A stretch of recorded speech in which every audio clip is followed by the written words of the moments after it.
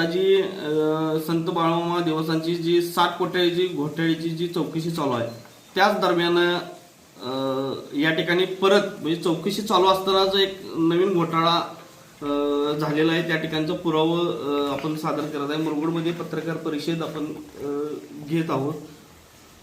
Priyanka trading company या कंपनीतून बाळूमामा देवस्थानला जो भंडारा उपलब्ध होतोय त्या ठिकाणी 29/6/2026 या रोजी 2 टन म्हणजे 3,75,000 रुपयाचा भंडारा देवस्थानमध्ये आणल्याची नोंद आहे.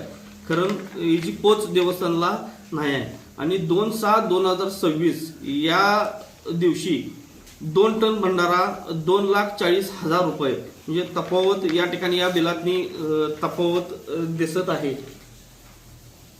तसेच राजे विक्रमसिंह गाडगे कोऑपरेटिव्ह कागल बँक बाळूमामा देवस्थाननं 24,71,000 रुपये जमा केलेत. याची सुद्धा पावती देवस्थानमध्ये नोंद नाही आहे.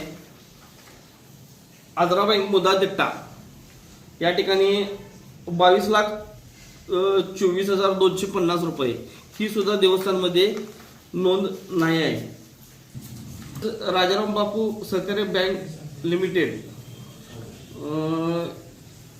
23/6/2026 रोजी 35,48,250 रुपये हे भरलेले आहेत. ती सुद्धा त्या ठिकाणी देवस्थानला नोंद नाही आहे.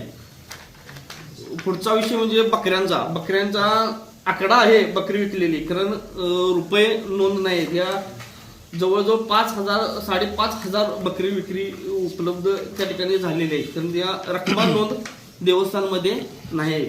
धर्मादायाचा आदेश काय आहे की खाते ही आपल्या नॅशनल बँकेतनं पैशाचा व्यवहार देवस्थानचा व्हावा किंवा बकरी विक्री आहे की वेबसाईट बाळूमामा देवस्थानची वेबसाईट आहे त्या वेबसाईटवर बकरी विक्री त्यांचा किती काय विषय झाला त्या सगळ्यांनी वेबसाईटवर नोंद व्हावी. हे न करता या ठिकाणी आत्ता जी चौकशी चालू असताना हा गैरव्यवहार बाळूमामा देवस्थानमध्ये झालेला आहे. याच्यासाठी मी पत्रकार परिषद घेतलेली आहे.